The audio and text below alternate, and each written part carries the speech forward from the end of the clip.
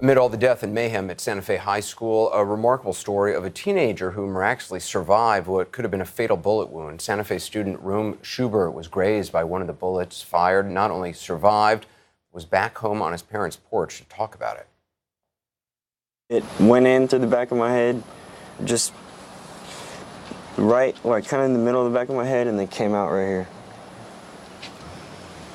What did doctors tell you about that injury? They told me that this was the perfect scenario for getting hit in the head, and that if it would have done anything else than what it did, that I could be paralyzed. I feel lucky to be here, and I just wish this didn't happen.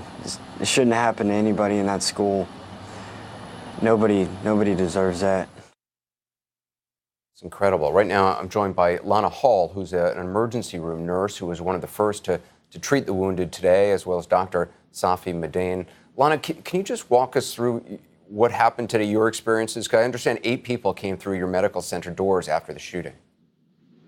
Yes, sir. So shortly after we started our day, we were going through our normal routine of rounding on our patients, kind of stocking the rooms, getting them prepped for just the normal day-to-day ER.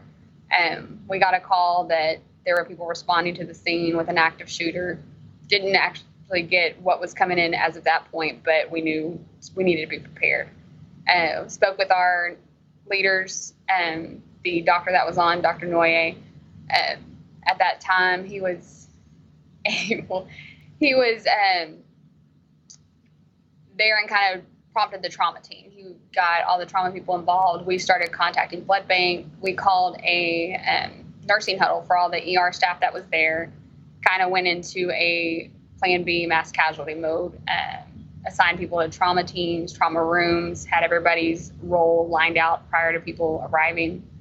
We got the first wave of patients. It was 3 incoming, all gunshot wounds, 1 potentially really serious. The other ones were still had the potential, but we didn't know as exactly what type of gun or anything at this point.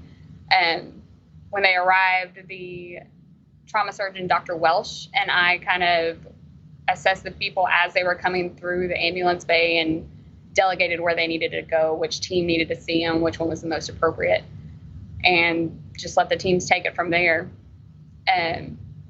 First wave went through, our people stabilized them, downgraded them to other rooms, to the back of the nurses station to kind of declutter, and we're ready to roll with the next wave that came in. And Lana, how are the patients doing tonight? Well, I'm pleased to say everybody that came through here is doing well at this time. And we have one that's still a little critical, but she was able to come out of surgery. So we're happy for that. Great. We were able to discharge 6 of the 8 that came in within about an hour or 2 from their arrival.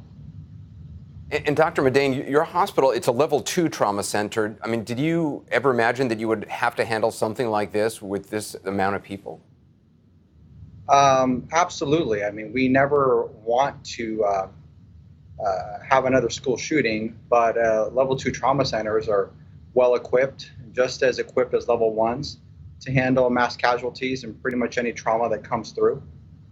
So we were prepared. We've been preparing for something like this for quite a while. We actually had a drill last week, and the incredible staff at Clear Lake Regional, the nurses, the techs, lab, radiology were all part of those drills every time. The incredible providers with Envision Healthcare were part of those drills. And unfortunately today we had to do it, but everything ran as planned. And Lana, I mean, how are your colleagues holding up after everything today? I mean, it's one thing to do this drill, and thankfully you did do these drills, but to actually see these folks and to see these kids. And my colleagues today were impressive. They were the most professional, calm in the state of chaos that was brought in. It could have been potentially a lot worse. Thankfully, it wasn't that came to us. But they were amazing and held their composure, treated everybody with empathy, got them in and out, stabilized quickly.